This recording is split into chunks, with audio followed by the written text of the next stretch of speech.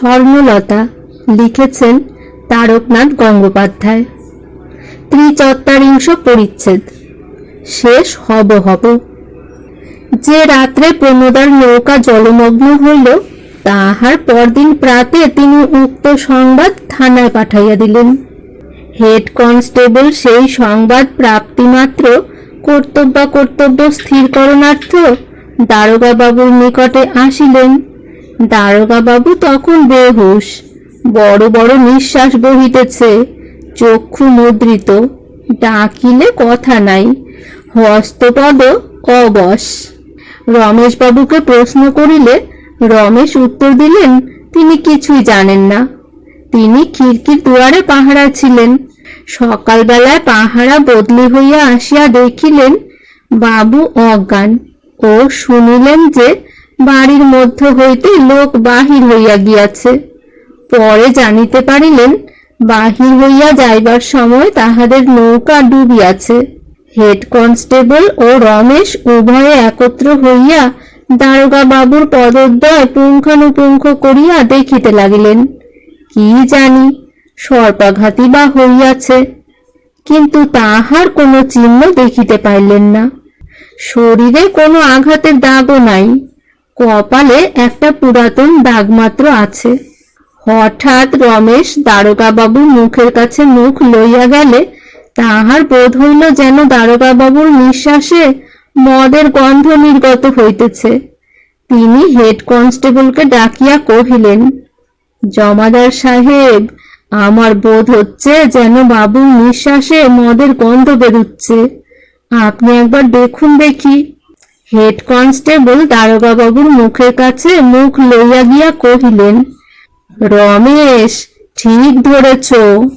রমেশ কহিলেন, মহাশয়, আমরা পুলিশের লোক কিনা, কত ফন্দি করে মোকদ্দমা আস্কারা করতে পারি। হেড কনস্টেবল কহিল, তবে এখন উপায়?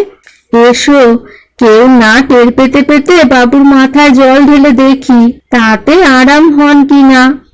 রমেশ কহিলেন, মহাশয়, এটা কি ভালো কথা বললেন? শেষে যদি ভদ্রাভদ্র হয় তাহলে আমাদের ঘাড়ে ঝুঁকি পড়বে। আমার মতে ডেপুটি কালেক্টর বাবুর নিকট গিয়া এর তেলা দেওয়া উচিত। হেড কনস্টেবল কহিল, তাহলে বাবুর চাকরির উপর দোষ পড়বে। রমেশ উত্তর করিলেন, যিনি যে কর্ম করবেন তিনি তার ফল ভোগ করবেন, আমরা ঘাড়ে ঝুঁকি রাখবো কেন?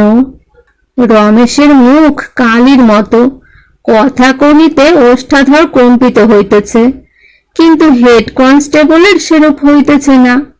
উভয়ে ক্ষণকাল পরামর্শ করিয়া স্থির করিলেন ডেপুটি বাবুর কাছে খবর দেওয়াই উচিত। লোকজন আনিয়া দারোগা বাবুকে তুলিয়া লইয়া যাইবার সময় তিনি যেখানে শুইয়াছিলেন তাহার নিকট একটা বোতল দেখা গেল। ঘ্রাণ লইয়া রমেশ কহিলেন, বোধ হয় এই বোতলেই মদ ছিল, বোতলটা আর কি হবে, ফেলে দি। হেড কনস্টেবল কহিল, এমন কর্ম করতে আছে, ও বোতলটা চালানের সঙ্গে পাঠাতে হবে, দেখি ওর মধ্যে কিছু আছে কিনা।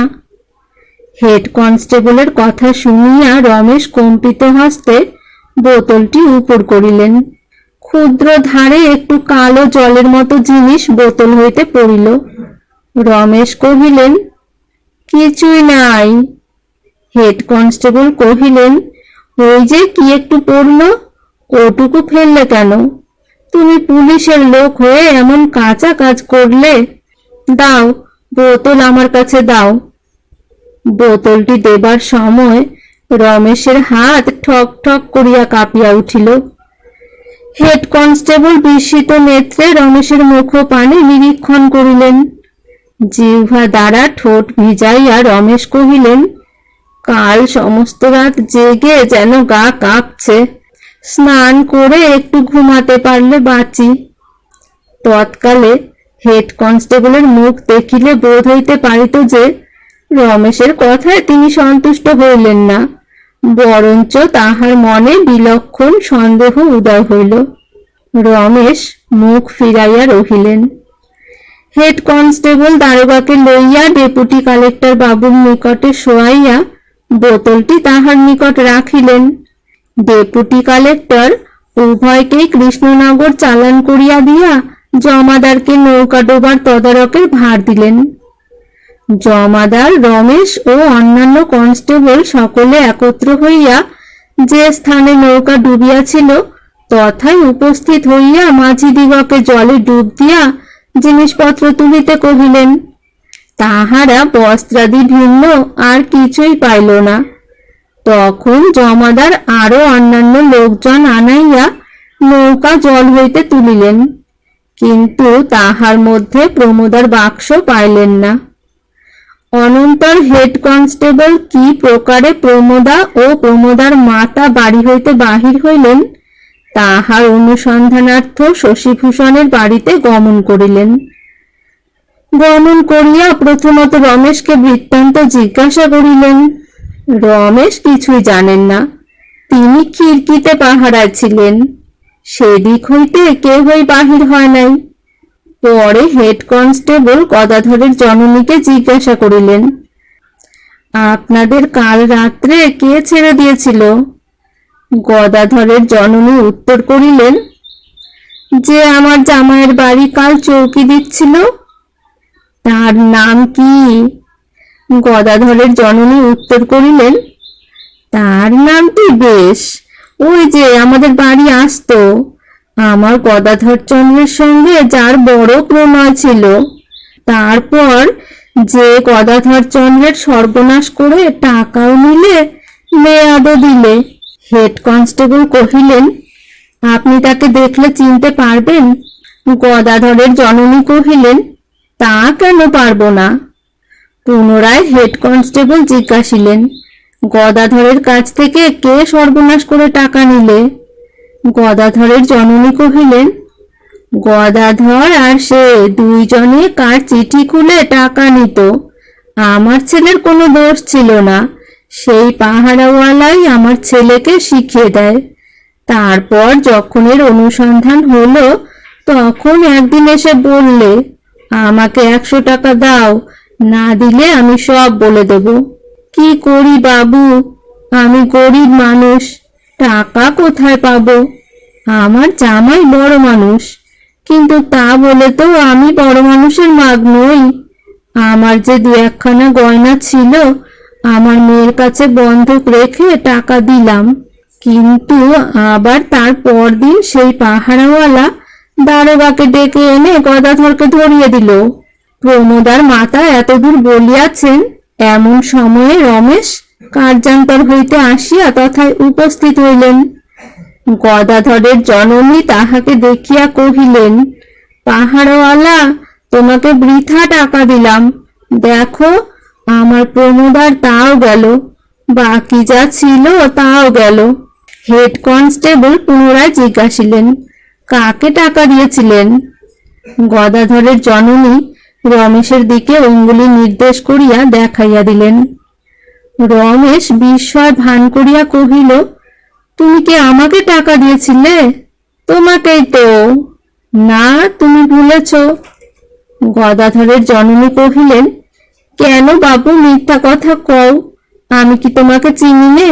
তুমি একবার গদাধরের কাছ থেকে 100 টাকা নিলে, কাল আবার আমার মেয়ে তোমাকে 25 টাকা দেয়। আমি তোমাকে বেশ চিনি, আর চিনবো নাই বা কেন? আর চিনবই বা না কেন? একবার দুবার তো দেখা না। গদাধরের সঙ্গে তোমার কতই ভাব ছিল, তুমি রোজই আমাদের বাড়ি আসতে। এই কথা শুনিয়া রমেশ আর কথা বলিতে পারিল না। হেড কনস্টেবলের মনেও আর সন্দেহ রহিল না। অবিলম্বে তিনি রমেশকে বন্ধন করিয়া চালান দিলেন। রমেশ তথাপি একবার কহিল, দেখবেন মহাশয়, আমার কিন্তু কোনো দোষ নাই, আপনাকে এর ফল ভুগতে হবে। আমাকে চাষা মনে করবেন না, আমি পুলিশের লোক। হেড কনস্টেবল কহিলেন, তুমি পুলিশের লোক, আর আমি কি পুলিশের কেউ নই? এই বলিয়া একখানি কাগজে চালান লিখিয়া আর 2জন কনস্টেবলের হাতে রমেশকে সমর্পণ করিলেন। দীনবন্ধু বাবু 3 দিবস নিদ্রার পর গাত্রোত্থান করিলেন। ডাক্তার সাহেব বিশেষ যত্ন করিয়াছিলেন বলিয়াই দারোগা বাবুর সে নিদ্রা মহানিদ্রা হয় নাই। জাগ্রত হইয়া তিনি ম্যাজিস্ট্রেট সাহেবের নিকট সমুদয় বৃত্তান্ত বর্ণনা করিলেন। এদিকে ডাক্তার সাহেব বোতল পরীক্ষা করিয়া বলিলেন, বোতলে সুরা ও অহিফেন ছিল। রামধনের হাজত হইল, কিন্তু রামধন নির্দোষিতার প্রমাণ দিয়া খালাস হইয়া আসিল। সে মদের সহিত কিছু মিশ্রিত করে নাই। তবে কে করিল? এই গোলযোগের সময় শশীভূষণের বাড়ির নিকট একটি লোক ডাক্তারি করিত। সে কহিল, রমেশবাবু একদিন রাত্রে পেটের পীড়া হয়েছে বলে লডেনাম লইয়া গিয়াছিলেন। লডেনাম অহিফেনের আরক। রমেশবাবু নগদ মূল্য দেন নাই, এজন্য তাহার খাতায় তাহার নামে 4 আনায় লডেনামের খরচ লেখা রহিয়াছে। এই কথা প্রকাশ হইবা মাত্র থানায় খবর হইল। 3 দিবস পরে তাহার নামে কৃষ্ণনগরে গিয়া সাক্ষ্য দিবার হুকুম আসিল। ডাক্তার কৃষ্ণনগরে গিয়া সাক্ষ্য দিল যে অমুক দিবস রাত্রে রমেশ পেটের পীড়া হইয়াছে বলিয়া 4 আনার লডেনম লইয়াছিল। তারিখ ঐক্য করায় প্রকাশ হইল যে সেই রাত্রে দীনবন্ধু বাবু অজ্ঞান হন। রমেশের ভরা সম্পূর্ণ বোঝাই হইল। রমেশের নানাবিধ দোষ বাহির হইতে লাগিল। প্রথমত গদাধরের সহিত নোট চুরি, পরে উৎকোচ গ্রহণ, তদনন্তর উৎকোচ লইয়া প্রমোদা ও তাহার জননীকে ছাড়িয়া দেওয়া। দীনবন্ধু বাবুকে সুরার সহিত আফিম সেবন করানো হয়। ইহাতে দীনবন্ধু বাবুর মৃত্যু হইতে পারিত। এই সমস্ত দোষ একত্র হওয়ায় রমেশ পুলিশের লোক হইয়াও আর কথা কহিতে পারিল না। জজ সাহেব জিজ্ঞাসিলেন, তোমার কোনো ছল আছে?